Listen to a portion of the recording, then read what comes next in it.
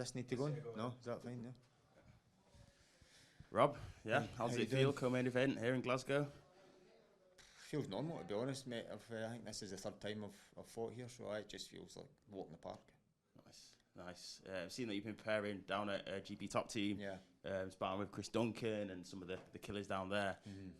How's that been for you, and how's the preparation leading up to this fight? So, when I'm in Scotland, I train with Chris. That's my main sparring partner and training partner up here. And then obviously when it comes to fight time, my weight gets lower and he's still massive because he's a huge lightweight. I need to find guys my size for like sparring and stuff. So go down to Brad's GB Top Team or sometimes American Top Team. But now I've got a kid, it's a wee bit more difficult for me travelling away to America and stuff. So I prefer just to go to Brad's, and he's my friend as well. So it's good to support the gym. I think the last time I was there was maybe 2 years ago, and mate, I was beating some of the guys up down there 2 years ago, and they were young. And 2 years, it fucking changes so quick, mate. And I was getting a fucking tough time down there. It made me feel old, to be honest. It's like, fuck, I can remember when you guys just started as well, and it's like, now you're putting on me. So it's good, mate. Everything under one roof down there as well. Probably one of the best gyms in the UK. Nice. And the other times that you fought in Scotland and in Glasgow, was there as many Glaswegians and Scots on the card as there is on this card? Mate, it's weird because I know there's a lot of Scottish people on the card, and then the cards that I've fought on in the past, there's been loads of Scottish people on it as well, but when it's me it's in the card, it's like tunnel vision. I know they're on there, I see their faces, I see the names, but I can't recall or register that it's happening. I just know what I've got to do in the night, and I know what fight, and I know what time I'm walking, and I know that I've got a job to get done. So it's weird, like I couldn't recall who was actually on it. If you'd asked me a name, like Stevie Ray, I can remember he was on it. Joanne Calderwood, she was another girl that was on one of the cards I fought on.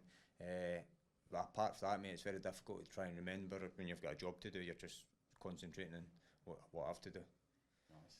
And the last one from me, we had Roger in here before, and he was talking about his layoff being quite difficult for him, being out of the cage for 3 years. Obviously, you've had a bit of a layoff yourself, sort of thing.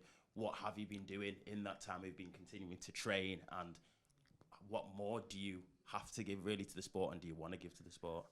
So that's another weird one. So anybody with a 3 year layoff being out the cage, you wouldn't be sparring, or you wouldn't be training as hard. There's a difference between training for fun and training for a fight, or staying in shape. When you've got a fight, you got the levels, you got the gears. It's a different mindset. It shifts. And I train with Chris every day. I'm like his coach, so he's probably fought, I think, maybe 4 times in that span. So I'm having to get him ready for a fight, which is also getting me ready for a fight, just that I've not been fighting or stepping in the cage at the end of it. So I've been preparing for fights, just I've not been having them. So I've been lucky that way. And mate, I feel like I've got nothing left to prove at this point. I've been fighting that long. But you can't replace that buzz, mate. It's like you can't get away from it. It's like, it just draws you back in, and it's a weird one to say, like, it just so happened that this show was happening in Glasgow, and it's PFL, it's a big organisation, and everything seemed to work out perfect, and they asked me to fight in the card, and I was like, try to weigh up options, like, do I want to do it, do I not want to do it? Like, if it was in America or if it was in a different country, I would definitely wouldn't do it. But then if you send me a contract, I would do it. It's weird, but mate, it's just easier that it's landed here, and everything just seems to have worked out perfect. Nice. Well, best of skill for the homecoming. Cheers. Rob, I'm Hader from For Fighting's Sake. I hope you're doing well. My first question is, fighting at home in Glasgow, is there any extra pressure that comes with all your friends and family being there? Mate, I've just seen to the guy before you, I've done it twice already, and all my fights prior to getting to, if you could say, big shows were in Scotland as well, and I've always brought a big crowd. I've got a big support that comes with me. The pressures are left like fucking 10 years ago, mate. Like when you're coming up, you had a point to prove and to show everybody I was capable. I'm more than capable of producing the world scene. I've produced all around the world. Producing it, hame's easier. It's easier. And my second question, as you were talking about, you used to train away at American Top Team.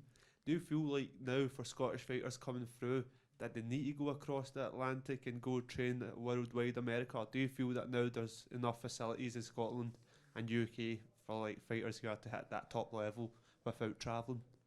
So you're saying like me travelling to America, but back then there wasn't the facilities here for me to train. I was lucky enough I trained with one of the best teams in Scotland, the the Dinkin Ninjas at the Grip House. I was lucky at that time. I had guys to bring me up and show me the ropes. And then for like full-time training for a fight, those guys still had jobs as such, and I was trying to push further and try to get to the top organisations in the world. So I felt at that time there was nothing for me in Scotland, and I had to travel to get that. That's 10 years ago. Like, times massively changed now. My old club, the Grip House, they're producing the best fighters in Scotland still. And James Dillon, who used to train and fight out of the Grip House as well, now has his own club, higher level in Scotland. And they're full time there as well. There's a lot of Stevie Ray, Paul Craig, loads of them, Mark Ewan. There's facilities there for you to train. You don't need to travel. The only other reason I say, like, I travelled away to GB Top Team for this fight as well, is to get away from the distractions. Like, I've got nobody phoning me, no pals, can you come see me, can you do this, can you help with this? I've not got my girlfriend asking me to do this, do that. I've not got my 3-year-old saying, Dad, play with me, stand up, you can't sit down. It's just easier to get away. And probably because I'd done it that long, it's hard for me to revert back to maybe staying here for a camper. I would have went to James's, or I would have went to the Grip House. I think it's just ingrained in me now to, if I get a fight signed in my way, I'll see you later, I'll see you on the date. Well, thank you very much. That's all from me. How you doing, Robert? Scott here from For Fighting Sec. So my question to you would be, being such a veteran in the sport, are you surprised that a matchup against Roger hasn't come sooner? Since you're both, like, you've been on the scene for so long, and are you surprised this fight hasn't happened actually, like, you know, preemptively? That's another weird question as well. So I never really seem to focus on anybody that I'm not fighting. They can, anybody that's in my weight class or where they're fighting or who they're fighting for is, I never really pay attention to them. I'm like, got me in my bubble and I'm stuck in that. So unless somebody sends me a name to say, do you want to fight him, which is always yes, I've never turned down a fight. That's when I start focusing on them, and then I think to myself, maybe I could have been matched up with him in the past, but it's not, I've never seen him and thought I wouldn't mind fighting him or anything like that. And the fact that it was a different weight class as well, so it's not even the same weight class, so he's been well off my radar. The only time I've ever watched him is when he's been fighting somebody else, and it's just because he's good to watch. He's an entertaining fighter. I've seen him then, but I've never seen myself being matched with him or thought, oh, that's one for the future. No, fair enough. And obviously, being like so many people, like so many Scottish fans' favourite fighter, have you got a favourite Scottish fighter? Probably Chris Duncan, mate, just because I train with him every day, and it's like a bigger version of me. When I see him doing it, I've taught him, I'm like, I know where he got that far, that's cool. And then other stuff he does that I didn't show him because he travels about and he picks up new stuff. I'm like, oh, that's cool. So again, mate, it's just because it's in my bubble. I'm with him every day. It's like, oh, he's my favourite. No, I respect that. Thank you very much for your time, Robert. Thank you. Musa from MMA Arena.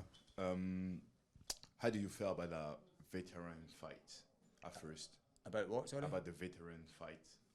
When they proposed that fight with Huerta, we can call it like a veteran fight with two legends. How do you feel about it? An exciting matchup, mate. When you look at it on paper, it just shouts out fireworks, doesn't it? It's going to be explosive. I think that when you get two veterans, there's no bullshit with it. Mate, it is what it is. I've seen him in the hotel, I've seen him at the face-ins, nice enough guy. We were locked in that cage on Saturday night, that's when the switch flicks, and probably the exact same for him, mate. I'm in there under no false illusions that he's going to be in there smiling at me and being nice to me then. We're going to try and take each other's heads off. So, super excited about it, mate, and I think the fact that, like I just mentioned before, there's no bullshit with it, is you're going to, what you see is what you're going to get on Saturday night. Great. Being one of the first fighter from Scotland who's really explode, worldwide. The first. The first. No, one of them. The first. The first. What do you think about the MMA in Scotland? How it is evolve day by day? Mate, I think we're just missing big shows to showcase the talent. As you can see, the guys that are on the card, feel like James's and other local fighters, we've got the guys there. You just need to bring the big shows and put them on it. I think sometimes a lot of the bigger organisations forget about Scotland because it's a small country. But mate, for a small country, we can fight like fuck. So I think they just need to keep bringing the shows back and get the local talent, keep bringing them on, because they're there. As you can see, the card's full of them. So I think you just keep bringing the shows back, mate, and we'll keep filling the arenas, because I think pretty much that half the arena's sold out already for this show. So and the proof's in the pudding. Okay, thank you. Yeah. So with these, you want more big shows to come to Scotland and stuff. So where does this moment rank for you in your career? You know, Mate, fighting on this stage in Scotland. Mate, it's up there with all of them. As I say, this is the third time I fought in the Hydro.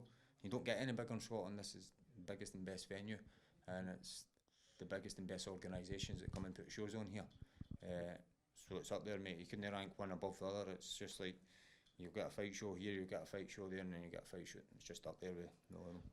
Does the fact that you're fighting here and the significance of it sort of, you know, make you want to make things more exciting? And does it affect you in any way, affect your fighting in any way? Oh, it always does, mate, because I'm a fighter at the end of the day and I want to put on a show no matter where it is in the world, but you've got that wee incentive because it's full of Scottish people in there. I want to go out and throw down and just not give a fuck what happens. One of my boxing coaches said to me, for GB top team, like, you're more than capable and skilled enough to outskill this guy and just beat him everywhere. If you wanted to go in there and have a brawl, I'll put you in the heavy bag for fucking 8 weeks. He's like, be under no false pretenses that you need to do that. You can win this fight wherever it goes. Sometimes I've got to pull myself back, mate, for getting in the fights. And I think that was what happened in my last fight in Bellator. A really good training camp and doing a lot of damage to like sparring partners and stuff. And I went in there thinking I'm just want to scrap here. I just planted my feet and the guys just ran at me quick, and I thought the fight got stopped quick as a lot of other people did. So I think I've got to approach this a wee bit smarter this time, and when it comes time to throw down and bite in the gum shield, and mate, I've seen his fights before, he just walks at you yelling, mate, I'm going to crack him as hard as I can. I'm excited. So what are the biggest lessons you've learned from your stint at Bellator, like that whole period? Lessons as in what? Just things that you didn't know maybe earlier in your career, you know, as far as being a fighter. Mate, I think when you get to that stage and the amount of fights I've had, you know everything. There's nothing hidden. Pretty much, majority of the big fight organisations all run the same. They put on big shows, big events, loads of fans there, and you've just got to turn up and fight. So I think I've pretty much seen it all and done it all by that point. Awesome, thank you. We'll take a couple online questions. Christian Thomas, do you want to go first? Yes, of course. Well, hi, Rock Mob. I was wondering, you've had so many great fights. Do you have kind of a couple names on your list that you'd like to fight before you finish your career? As I was just saying to the guys in here asking me questions about fights and fighters and who you would like to fight or shoot your opponents, mate, I'm just like in a wee bubble until I get a fight sent across to me or a contract, mate. I don't really concentrate on anybody else or think I'd like to fight him or fight there. I just usually let the fans do talking for that, mate, or the matchmakers, they're more in tune with who you should be fighting and when and where, and it's always exciting fights I've been in, and it's always good matchups. So, mate, anybody, to be honest. I'm sure if you fight anyone, it will be a great fight. And after the fight, let's say you get your hand raised, what are you going to be doing post-fight? How are you going to be celebrating? Probably jump in the car, drive home because it's only 40 minutes down the road, get a takeaway in the way, and sit up all night buzzing with adrenaline, get to sleep 24 hours later probably. And what takeaway are you going to be getting last thing? Depends what one's open, mate, but usually Chinese. It's a very good choice, and best of luck for Saturday. Thank you. Last question, Mike Pendleton. You talked a lot about, you know, the kind of explosive fighters who have come out of Scotland, and yourself included, and then wanting bigger shows to come there. What does PFL Europe, what are your thoughts on PFL Europe and everything that they're bringing, not only with this event, but for the future? Mate, they need to be doing more of it. That's what I mean. Like, this should make them aware of their talent in Scotland. Well, I'm pretty sure they're aware of it, but it should make them aware of the craving and the attendance that people are going to come to their show and watch.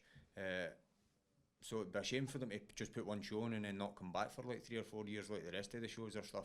They should make it a yearly thing, I think, and keep getting these fighters on the card and showcasing them to the rest of the world. That is all for me. Thank you. I appreciate it. Cheers.